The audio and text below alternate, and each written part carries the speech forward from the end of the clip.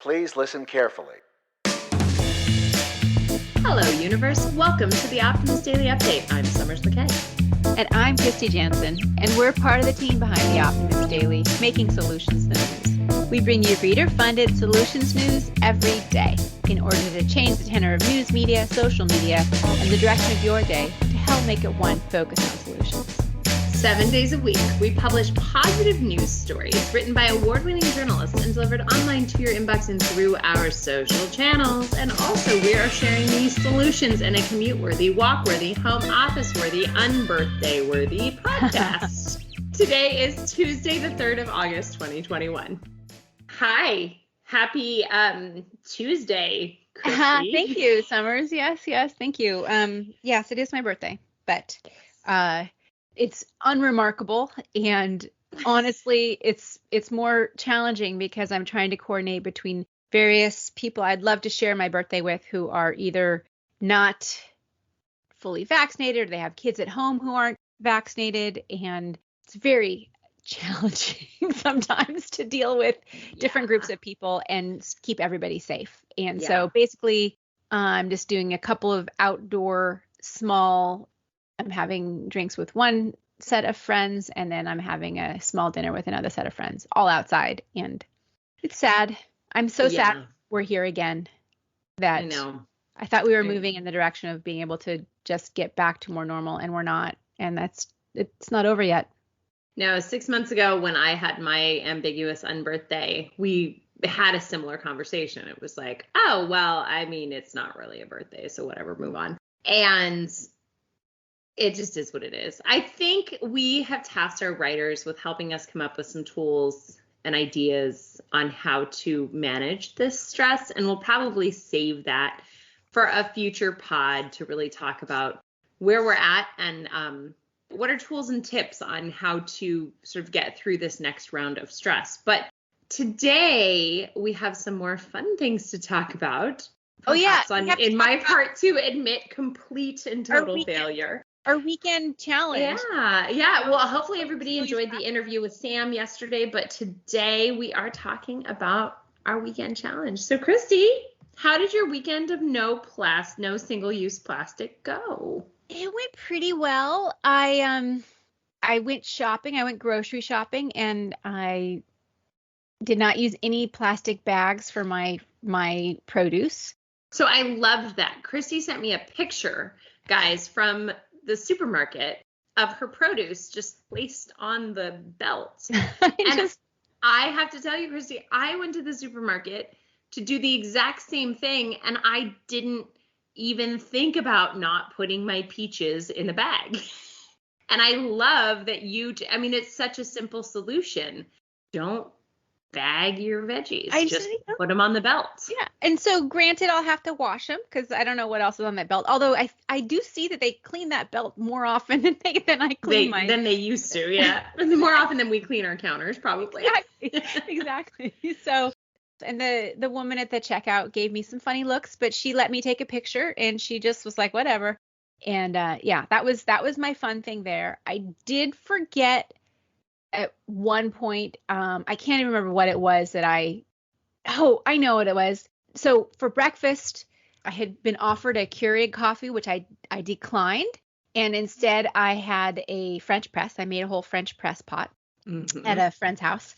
And then, which was pretty silly. I know they were like, we get to clean that up. And then, but then they had coffee grounds for their garden. So it was exactly. It was good. It's just a little messier. But then for lunch, my husband and I did takeout, and I forgot that I got single-use containers for my salad dressing. And I was like, that's terrible. But other than that, I was pretty good. Yeah. I was pretty good, I think. How about you? How did it go? Horrible. Embarrassing. Every which way I turned, I failed. No, so all right. What I ended up doing was I made a list of all the single-use plastic items that were involved in my life because I actually didn't realize how many. We went to a wild animal safari park that's got all of these beautiful grazing wild animals here. no lions and tigers, but just camels and zebras. And as I was readying for it, I needed to make sure that I had snacks and hydration options for Brennan, because it's about a 45-minute little ride around the Savannah Safari of, Texas. And my only options were the pre-made smoothie, in the little smoothie pouch, the little bag of fruit snacks, all of this, organic. And I'm trying my best to make sure all of my snack options are healthy, but they were all single-use plastic. I had another situation where we were at the market, and when she and I are together, and our eldest son was in town, but my husband and our oldest daughter were also gone. So I do a lot of pre-made dinner stuff, right? Good, healthy pre-made dinner from the organic market. But those all come in single-use plastic. And of course, it's like 2 or 3 meals, right? But everywhere I turned, there was single-use plastic. I got Brennan a bamboo toothbrush. Oh, wow. Because that was something that they had at, our fabulous hippie store, the Central Market. But it was really, really challenging. And I found myself feeling worse and worse about myself as the weekend went on. Because and I think that this is that don't let perfection be the, prevention of progress, because it just felt like no matter what I did, I couldn't avoid a single-use plastic. At one point, I did get to step away. We had a sitter take care of Brennan for a couple hours, and I did get to go work out and go to a little salon. And there they were offering glasses of wine. And so I ended up buying one of their little tumblers so they wouldn't give it to me in a plastic glass. So then that made it very expensive. And then my only other real victory as far as reducing my plastic usage was the fact that I used my menstrual cup. And I think, we had the owners and the founders of Viv for Your V, or I think the company just is Viv now, come on and talk about menstrual cups and talk about the tremendous amount of plastic waste involved in for menstruators. And so I felt like that was a bit victorious, because I didn't waste any plastic and instead just used my reusable menstrual Exactly. Cup. And I think one of the things that's interesting about this challenge is it brings it into our awareness, all of the bits of plastic, all of the opportunities we have to use it, and also the need for systemic changes, because it's really a hard thing to be the only person in your household or the only person in your community that's really trying to move away from single-use plastics when that's the only option. Right. And when there's also, we've talked about before, certainly could I have food prepped and planned days ahead and cut up carrots and had made my own smoothies and put them in reusable smoothie containers and brought a bag the size of a truck with me on the little, safari. Yeah, but yes, I could have done all that, but it's the absence of efficiency for it makes it not doable. Yeah. And the whole idea of, you're a working mother with a toddler. That's just not right. Well, and I think that in honesty, there are certain times and windows and periods in your life where you can focus on things. And we have talked about this at the Optimist Daily too. And what I think this sheds light on is the reality is that being able to focus on climate and environment currently still is you have to be in a very spacious place to do it effectively.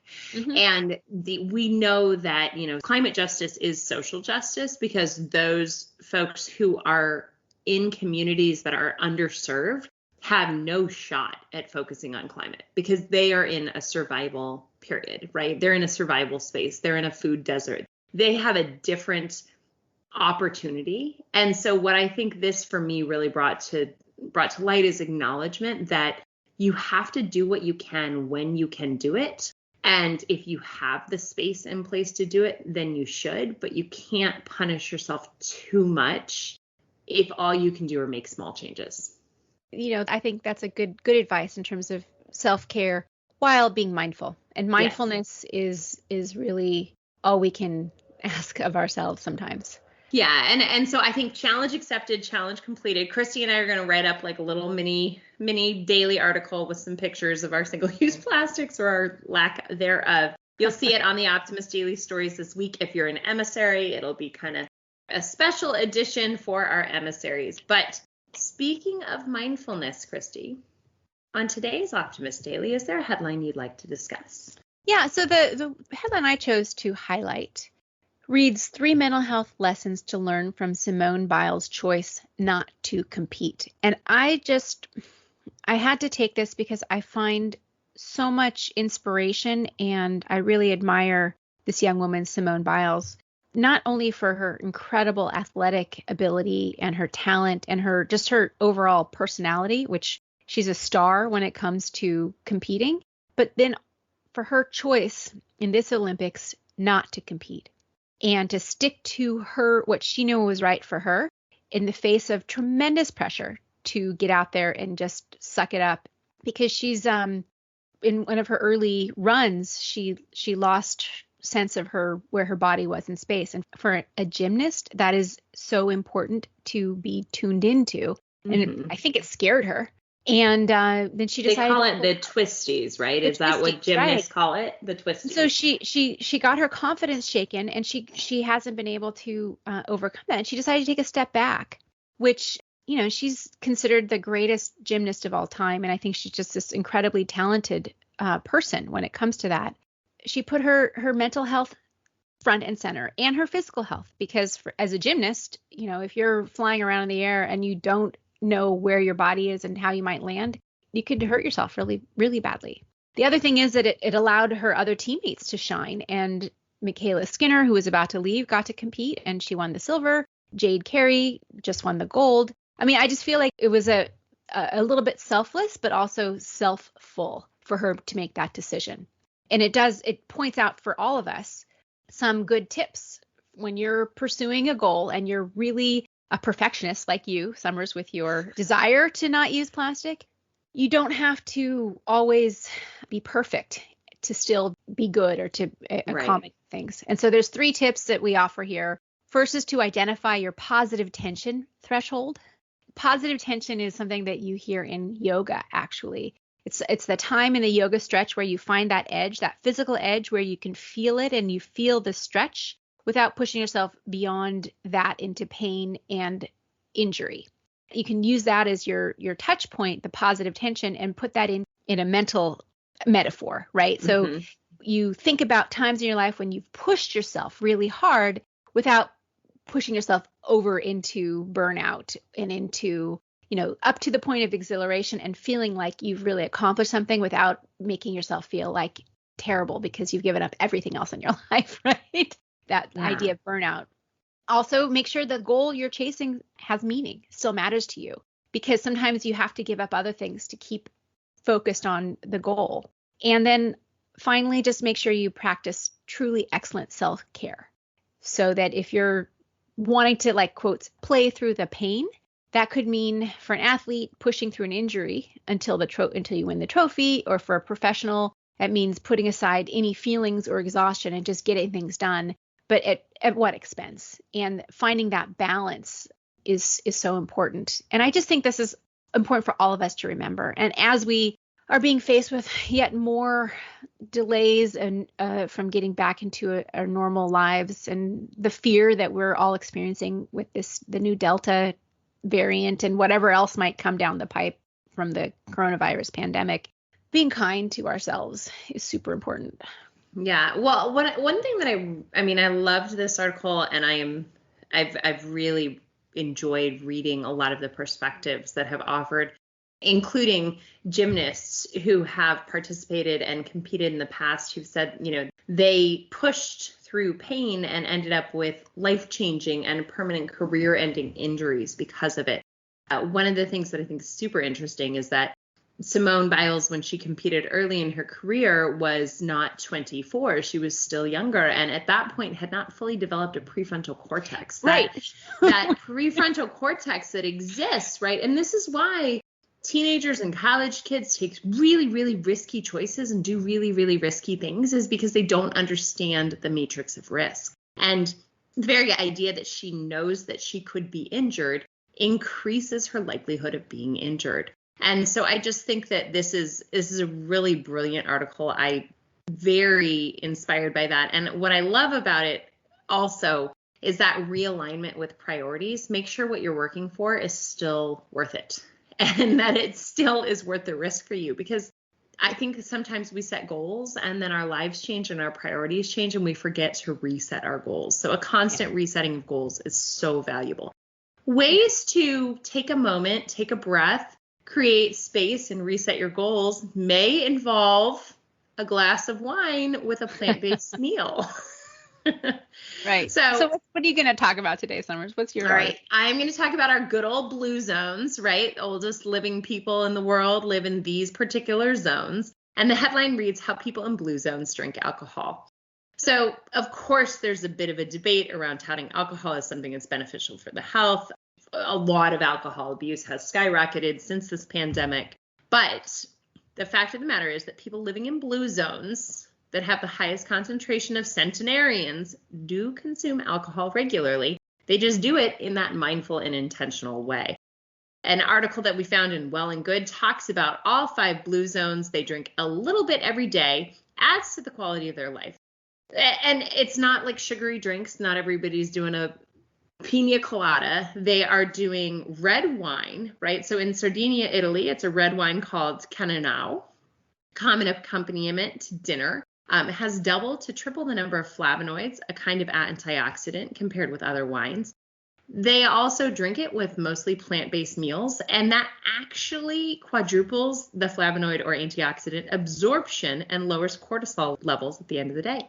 In Japan, there is a rice-based distilled liquor, awamori, which is mixed with water before consuming, and likewise, they have heavily plant-based diets there. So I just think this is interesting because it's a reminder they only have, 1 or 2 drinks. They have them with a meal at the end of the day. They use it in concert of social experience and conversation. Meals, both the meals and the drinking are mindful and intentional. And I think it's just a good reminder for us to all be a bit more mindful, but, not throw the baby out with the bathwater or the wine out with the plastic, I guess. There's that and a lot more on today's Optimist Daily. What else do we have? There's an innovative dome battery, which uses carbon dioxide to store green energy. A study on how many human lives can be saved by taking climate action. Rotating water still device produces potable water at a much faster rate. A book made of recycled plastic features letters to future generations. What else, Summers? There is a homemade flower food for longer lasting bouquets. Send flowers and, make your bouquets last. How to deal with a bullying boss. Researchers build a model to calculate resistance from different drug combinations, and Canada is dedicating over 25 million Canadian dollars to conserve wetlands. That and much, much more, as always, is available on the Optimist Daily. Thank you all for listening to the Optimist Daily Update. We promise to continue to share positive, solution-based stories with ideas on how you can participate in this changing world and ensure it is changed for the good. Consider becoming an emissary this unbirthday month of Kristy here at the Optimist Daily, and for just $5 a month or $60 a year, support reader-funded independent journalism. Be part of the solution-changing consciousness in addressing our world's biggest challenges with a problem-solving mindset. Getting tongue-twisted here at the end of the day. Hey, Kristy, read us out. What do we want everybody to do? So let's keep the Optimist Daily free for everyone who needs it, supported by those of us who can. Oh, even I'm getting the tongue twisties. All right, Summers, we'll talk to you tomorrow. Bye, everybody. Hey, Kristy. Happy birthday. Oh. All right. Bye.